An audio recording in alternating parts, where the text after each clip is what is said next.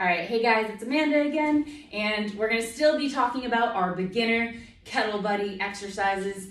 This time we're gonna talk about how to use it for a squat and an overhead slam, okay?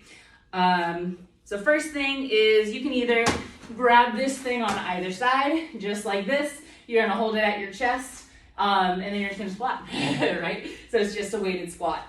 This is awesome for, again, increasing the strength in your wrists.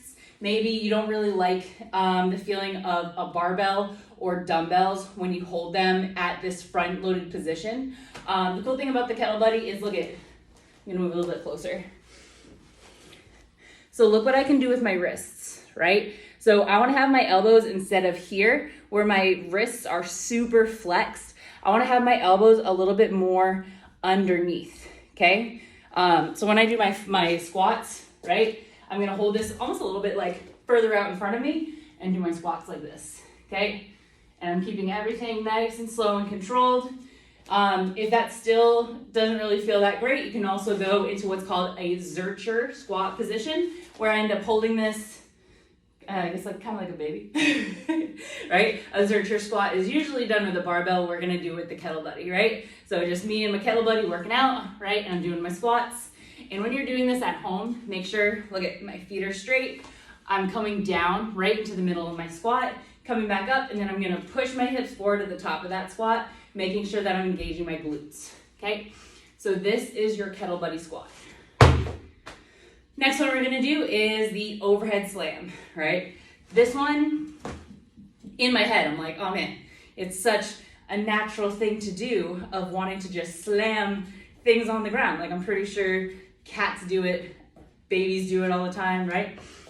But what you wanna do is, with this one, right, make sure you don't have any downstairs neighbors. I'm gonna lift it up through the handle, right? So that way I can just bring it up to here versus awkwardly trying to grab it around the sides, right? I'm just gonna lift it up through the handle. I'm bringing it up overhead, and then I'm gonna squat down through my hips and come down with the KettleBuddy, right? So I don't wanna go here where I end up hinging forward and throwing all my back out, right? I wanna do a squat with it, right? So it's up overhead, and I'm gonna squat down through it, right? And once you get the motion right with this, of being able to grab the handle, come up and slam, you can make this a really good cardio exercise. Okay, so let me show you what I'm talking about. So I got my handle, I'm going up, overhead, squat. Grab the handle, up, overhead, squat. And notice, like I said, I don't wanna go here, where I just let gravity drop it. I wanna throw it into the ground, right? All right, that's it.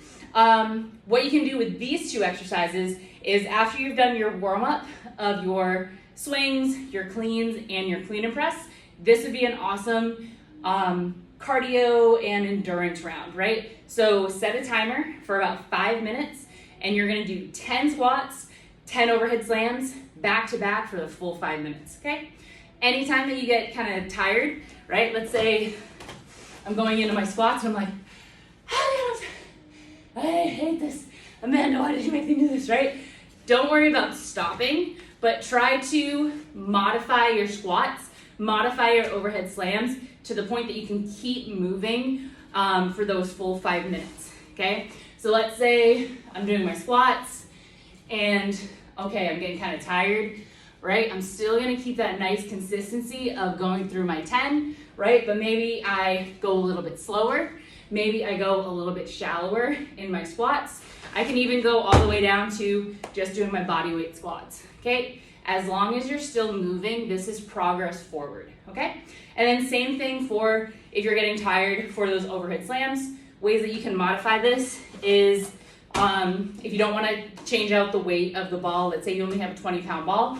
If you wanna do that, right? I'm still gonna go up, overhead, slam, and I'm gonna take a break here, right? So I'm gonna catch my breath, up overhead, slam, right? So I'm moving a little bit slower, but I'm still paying attention to my form, still making progress going forward versus trying to like just rush through a bunch of them and then take a break, right? Don't think of a sprint, think of a marathon, okay? And then one more modification that you can do for those slams is, let's say this is getting really heavy, right? You can just mimic it, right?